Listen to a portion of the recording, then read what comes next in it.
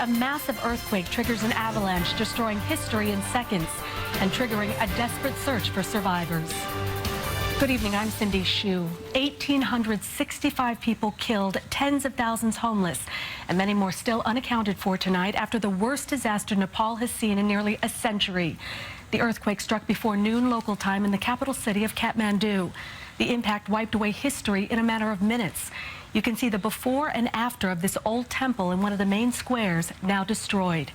And tonight the tragedy is hitting close to home. A young woman from Edison, New Jersey, among those killed. CBS 2's Dave Carlin has more on the earthquake in Nepal. Panic in the streets of Kathmandu after a quake toppled temples that stood for centuries, brought down buildings, and tore open roads. It was a very horrifying situation. These were the terrifying moments when the quake hit, caught on security camera video, the earth shaking violently for a full 30 seconds. You could actually see bodies where the head, like scattered on the side of the mountain. The harrowing aftermath saw brick-by-brick searches and a growing death toll. This video shows the quake's youngest victims. At Mount Everest, shock waves triggered a massive avalanche, sending snow, ice, and boulders onto a base camp. Among those killed, Marissa Eve Girawong from Edison, New Jersey. She was an avid rock climber who worked as a physician's assistant at the base camp. Her employers at Madison Mountaineering posted this statement on social media.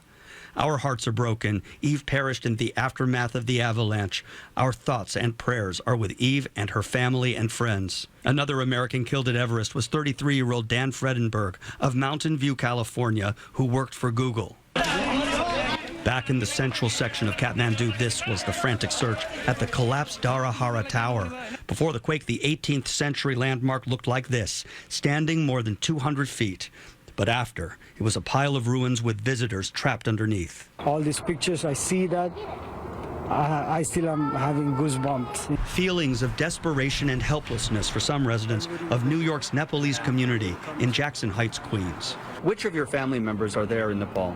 My dad, my mom, my sister, almost everyone is there. In my house, it was fine. Everybody was safe. But the thing is, the house got collapsed. So everybody's in shelter now, And so his loved ones and tens of thousands of others in Nepal are spending the night out in the open on the streets where they feel safer than inside their own homes. Cindy?